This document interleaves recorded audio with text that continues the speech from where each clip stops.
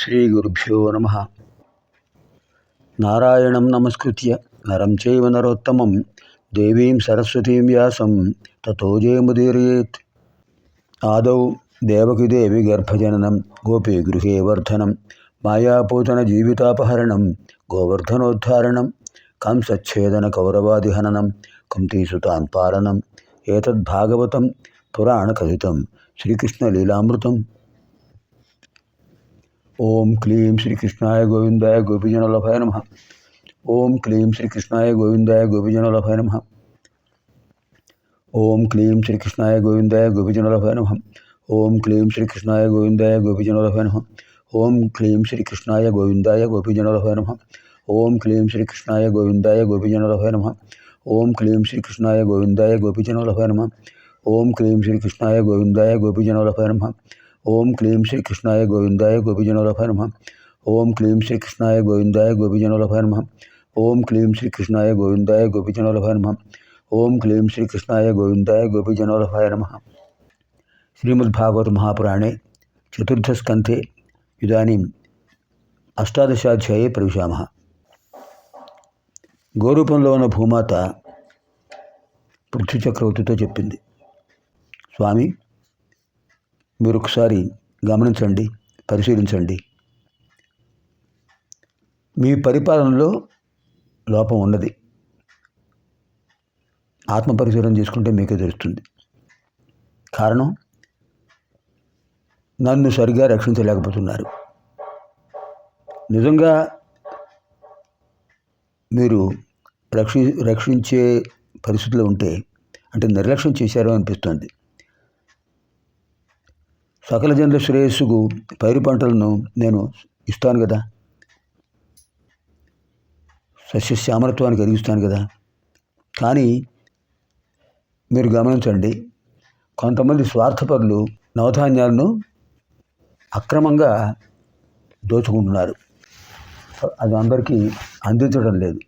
స్వార్థపరులు కొంతమందే వాటిని దాచుకుంటున్నారు, ప్రజలకు అందరికీ పంచడం లేదు. నవధాన్యాలు కూడా వ్యర్థములైపోతున్నాయి, నిరుపయోగంగా ఉంటున్నాయి.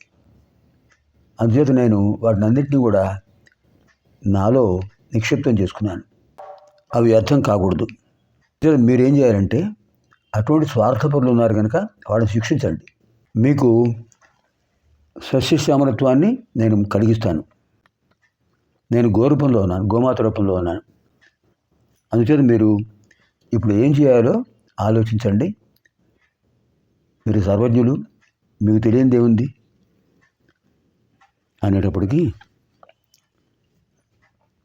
పృథు చక్రవర్తి గ్రహించాడు, నిజమే, తన పరిపాలనలో ఎక్కడో లోపం జరిగింది. నేను అందరినీ గమనించలేకపోయాను. అందరూ సాధు స్వభావాలను భావించాను, కానీ కొంతమంది అసాధు స్వభావాలు కూడా ఉన్నారు. కనుకనే నవధాన్యాలు అందరికీ అందుబాటులో లేవు. ప్రజలు అందట్లేదని బాధపడుతున్నారు. సరే, వాళ్ళని శిక్షించడం అనేది నేను తర్వాత చేస్తాను. ముందు ఈ భూమాత నిక్షిప్తం చేసినటువంటి వాటిని బహిర్గతం చేయాలి. ప్రజలకు అందుబాటులో ఉంచాలన్నిటినీ, నవధాన్యాలను కూడా. వనస్పతులు బయటికి రావాలి, ఔషధీ వృక్షాలు బయటికి రావాలి అని ఒక్కసారి ఆయన ధ్యానం చేశారు పృథు చక్రవర్తి. ఆయనకి అర్థమైంది ఏం చేయాలో, ఒక ఆలోచన వచ్చేసింది. ఇంతలో గోమాత చెప్పింది, స్వామి మీరు నాకు తగిన దూడను, దోహన పాత్రను, పాలు పితికేవాడిని సమకూర్చండి.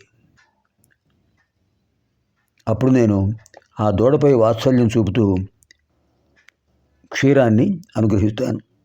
దిగుడుగా ఉన్నటువంటి భూమిని సమానంగా చేయండి, సమతలంగా చేయండి.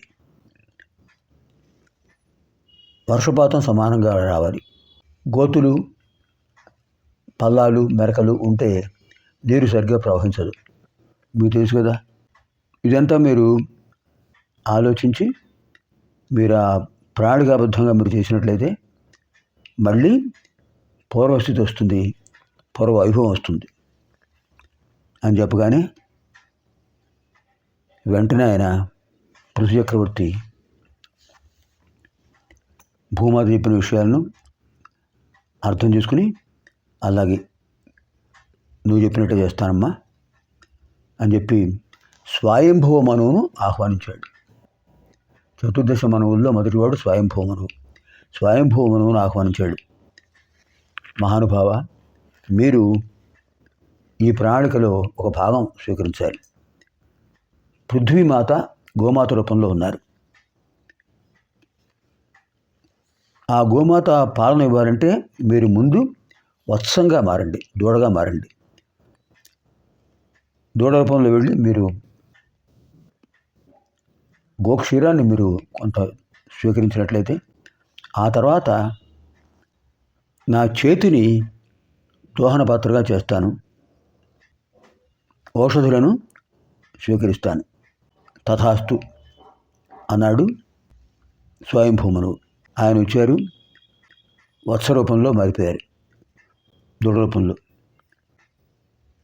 ఋషులందరూ వచ్చారు. ఇలాంటి విశేషమైన ప్రణాళిక మనం ఎప్పుడు చూడలేదు, చూద్దాం అని వచ్చారట. వశిష్ఠాది మునులు కూడా ఏం చేశారు? బృహస్పతిని కూడా దూడగా చేశారు.